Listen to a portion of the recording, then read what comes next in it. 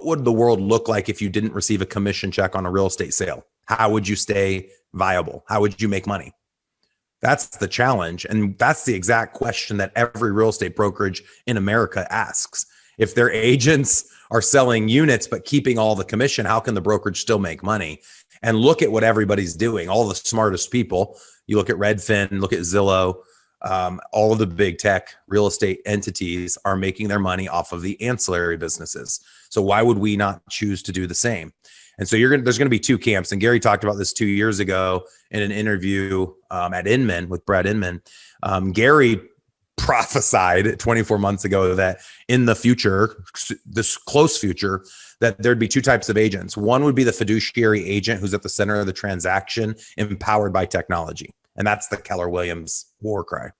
The second type of agent is an agent where the fiduciary, legally they're the fiduciary, but the center of the transaction is the technology platform that the consumer goes to. And the agent is just a secondary component of that transaction. It'd be like if you go to LegalZoom, you don't care about your relationship to an attorney, but you're getting one, but they're secondary. I believe that out of the 2 million agents there are today, 10% will be standing in 3 to 5 years. So 200,000 agents, half of them, 5% of the current agent count, will be just like us on this call. You'll still make your 5%, your 6%. You'll still be able to convince people that know you, like you, trust you to pay you the 5 or the 6, and you're going to be able to show them why they should. I think one of the reasons they should will be because you're going to become an agent advisor where you're going to be able to help them with the concession stands. The other 5% of agents are going to work for big tech companies and pay them an 80% referral fee, or just get paid a salary like $50,000 a year and $100 a transaction. To survive, you're going to have to be in one of those two camps. Me personally, I want to be in a camp that I can control. If you work for big tech, unless you own the company, so I don't know who here wants to start the next Redfin or Zillow, unless you own the company, you're going to be in there. They're going to be in control of you. Whereas right now we're in a position to be able to control our own destinies as long as we pivot and we have more things to provide of value. The concessions go on forever. If you literally look at a movie theater, it used to just be popcorn, soda, and some candy. Now, most of the theaters across the country, they obviously offer dinner. There's a bistro, there's a bar. They're looking for all these new ways to monetize, to bring people back in and discover new profit centers for the movie theaters.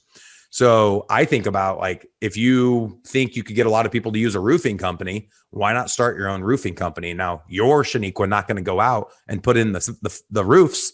You're going to find somebody who you're going to partner with, and they're going to run the roofing company, and they're going to be in charge.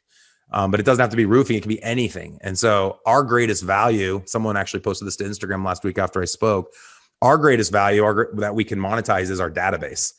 Because our database is an extension of the relationships that we've created with people by offering them value. Up to this point, people see the value of a realtor as someone that's going to help them buy or sell real estate. People still don't see a realtor as the bridge to mortgage, title, insurance, a fencing company, a roofing company, and 100 other industries that are out there.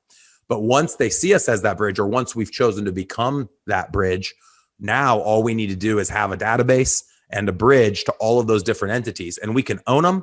We can have strategic partnerships with them where we're just getting a certain dollar amount a month, or we can charge them a fee to be part of our vendor list. And that's kind of the order. It goes vendor, strategic partnership, ownership. And the ownership conversation only comes when you can bring enough leads for it to make sense for said entity to choose to give you or sell you a percentage of their already existing business, which is going to be the path of least resistance when you choose to launch an ancillary business versus doing a startup from scratch.